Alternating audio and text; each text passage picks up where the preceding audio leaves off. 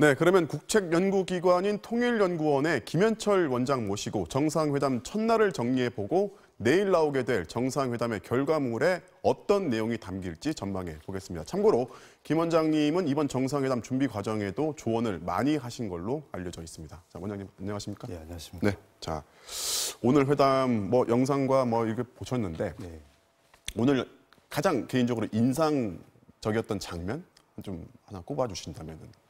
예, 오늘 그 정상회담을 보면서 최초라는 말들이 굉장히 많이 나오더라고요. 네. 아무래도 부부가 영접을 나온 장면도 좀 인상적이었고, 사실 그 공항에 나온 북한 측의 인사들을 보면은 그야말로 당정군, 그야말로 최고위급 인사들이 총 출동한 것 같습니다. 네.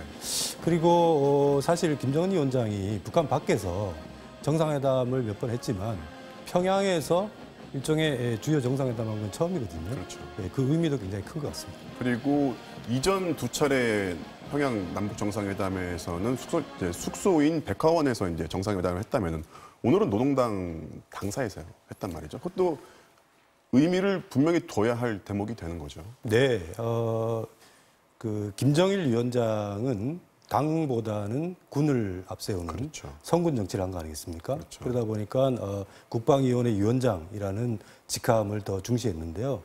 김정은 위원장은 취임한 이후에 당과 군의 관계를 정상화를 시켰습니다. 군에 대한 당의 우위를 제대로 잡고요. 그러다 보니까 일종의 자기 집무실인 노동당 청사에서 정상회담을 한 것입니다. 자, 출발 전에 문 대통령이 이런 말을 했어요. 이번 방북으로 북미 대화가 재개되면 큰 의미다. 이렇게 얘기를 했는데 사실 북미 대화 재개되면 큰 의미다. 하면 사실상 이번 회담의 그 합의 수준을 좀 낮춘 게 아닌가라는 생각이 좀 들거든요. 자, 지금 그 정도로 대통령이 기대 수준을 맞춘 이유 어떻게 봐야 됩니까? 꼭 그런 의미는 아니고요. 네. 지금 이제 이게 정세라는 게 남북미 삼각관계지 않습니까? 그렇죠. 결국 핵 문제가 진전돼야지 남북 관계도 진전될 수 있는 이런 구조인데 아시다시피 6월 12일 싱가포르 북미 정상회담 이후에 지금 3달이 지났는데요. 네. 일종의 교착 상태에서 벗어나지 못하고 있습니다. 그야말로 북한과 미국 사이에 실무자들 간에 기술적 쟁점을 둘러싸고 협상을 했는데 북한과 미국 사이에 우선순위의 차이가 발생을 하고 그러다 보니까 진전을 못하고 있는 상황 아니겠습니까? 그래서 남북 정상회담이라는 걸 통해서 다시 한번 북한과 미국의 정상 간 논의를 재가동하는 그렇게 돼야만 또 중간선거도 있고 한데 어느 정도 그 주어진 시간 동안에 돌파를 좀 해야지 남북 관계에서도 군사적 신뢰 구축 문제라든가 경제협력 문제라든가 이런 문제들에 대해서는 좀 진전할 수밖에 없거든요. 그러니까 우리 입장에서는 북미 대화의 일종의 다시 가동할 수 있는 기회를 마련하겠다라는 것이 정상회담의 중요한 목표 중에 또 하나입니다. 자, 북한과 미국의 대화를 재개를 시킨다. 자, 북한과 미국이 주고받는 지금 요구 조건, 상대를 향해 하는 요구 조건을 보면은 서로 무엇을 먼저 해야 되는 것이 옳은지를 놓고, 자, 종전선언을 먼저 해달라. 아니다. 핵 시설 신고하고 리스트 달라라는 것이 서로 충돌되는 부분이 있거든요. 자, 어쨌든 정리를 해야 된다라고 한다면은 남북 정상회담을 통해서 이걸 어떻게 정리를 할 수 있을까요? 예, 지금 이제 종전선언과 신고의 이제 교환 방식에서 딱 막혀 있는 상황인데요. 그 종전선언 문제는 최근에 조금의 좀 변화들이 발생했습니다. 네. 며칠 전에 우리가 특사들이 갔을 때 김정은 위원장이 종전선언과 주한미군 철수, 한미동맹 이건 분리하겠다라는 것이 굉장히 중요한 입장 변화입니다. 미국이 종전선언에 대해서 좀 부정적이고 소극적이었던 것은 그것이 한미동맹에 부정적 영향을 미치기 때문에 한 것이거든요. 네. 그리고 신고 문제와 관련돼서도 조금 다른 접근이 좀 필요한 것 같습니다. 네. 신고라는 것은 어느 정도 신뢰가 좀 쌓여야지 할 수 있는 거거든요. 그렇죠. 만약에 믿을 수 없는 상황에서 북한이 만약에 리스트를 제출했다. 그렇게 되면 아마 그 리스트를 제출을 했을 때 상황을 개선시키기보다는 오히려 불신이 증폭돼서 또 파탄으로 이어질 가능성도 있습니다. 그렇기 때문에 지금 북한은 일종의 비핵화의 실천적 조치를 취하겠다. 그 신뢰의 수준에 따라서 물론 그 실천적 조치의 내용들도 좀 달라질 수 있지 않을까. 그렇게 되면은 우리가 중재할 수 있는 몇 가지의 어떤 지점들이 발견할 수 있을 것 같고요. 물론 이런 문제들은 남북 정상회담 합의문에 반영되기보다는 이제 곧 우리 대통령께서 뉴욕을 방문하지 않습니까? 그 한미 정상회담을라는 계기를 통해서 김정은 위원장의 그런 의사를 전달하고 다시 이것을 가동시키는 그런 노력을 해야 되지 않을까 싶습니다. 원장님께서 직접 며칠 전 인터뷰에서 현재 신뢰 수준을 고려한다면 영변 핵시설을 해체한다든지 국제원자력기구가 검증한다든가 하는 정도는 초기에 고려할 수 있다라는 인터뷰를 하셨단 말이죠. 자, 이 내용의 구체성 어느 정도 있는 겁니까? 우리가 비핵화라고 그러면은 그 비핵화의 대상이 세 가지거든요. 네.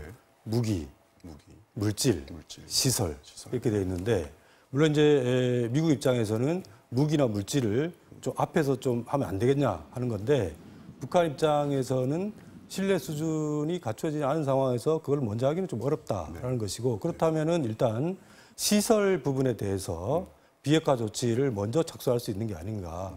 특히 이 영변 같은 경우에는 사실은 대부분의 핵시설이 밀집되어 있는 지역입니다. 한 390개 이상의 일종의 시설이 있는데요.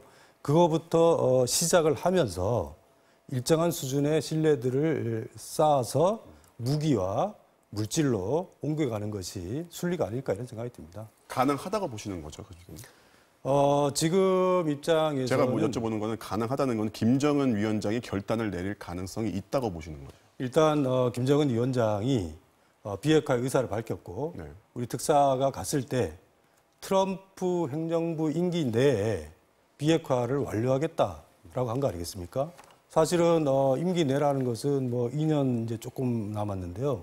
그 동안에 이거를 완료하기 위해서는 지금부터 사실 2년 사이에 굉장히 벅찹니다. 그러면은 충분히 북한도 시간표를 제시를 한 거기 때문에 그 시간표를 구체적으로 이행할 수 있는 우리가 이게 단계적인 조치들을 어떻게 조율하느냐 하는 것은 또 우리의 과제겠죠. 앞서 원장님께서 언급을 해주셨지만은 내일 합의문에 담길 실제로 문자화돼서 담길 내용과 그리고 다음 주에 예정되어 있는 한미 정상회담에서 문재인 대통령이 트럼프에게 전달해줄 김정은 위원장의 의사와는 전혀 별개일 수 있단 말이죠. 그렇죠. 지금까지 우리가 이제 남북 합의에서 완전한 비핵화라는 출구를 확인했고 트럼프 행정부 임기 내라는 시간을 확인했고 이제 필요한 것은 실행의 단계적 시간표 아니겠습니까? 그렇죠. 이제 그런 부분들에 대해서는 북한의 의사를 합의문에 담을 수 있는데 문제는 구체적인 조치들에 대해서는 아무래도 네. 미국하고 어느 정도 신뢰 구축 조치 또는 북한이 요구하고 있는 안전보장 조치와 좀 조율해서 담아야 되지 않을까 그런 생각입니다. 우려스러운 건 그렇습니다. 사실 김정은 위원장의 의지, 비핵화에 대한 의지는 거듭 반복적으로 표명을 하고 있고 트럼프 대통령 역시 김정은 위원장에게 계속적인 신뢰를 표현을 하고 있어요. 정상 간에는 흔들림이 없어 보인단 말이죠. 근데 이것이 이제 실무급 회담으로 들어가면은 여기서부터 하나된 행동 대 행동으로 이렇게 말 대 말 이렇게 주고받다 보면은 덜커덕하고 멈춰버린단 말이죠. 내일 이제 어떤 결과가 도출될지 모르지만은 자, 어떻게 전망하십니까? 해소가 될까요? 예, 일단 요것을 전망하는 것은 쉽지 않은 겁니다. 왜냐하면 우리가 결정할 수가 없으니까요. 그렇죠. 다만 이제 우리 입장에서는 이제 미국의 중간 선거가 얼마 남지 않았지 않습니까? 결국 이제 트럼프 대통령도 중간 선거에서 외교적 성과가 필요한 거 아니겠습니까? 그러면은 북한도 미국도 좀 조속하게 비핵화와 안전보장을 교환하자. 이해관계가 일치하거든요.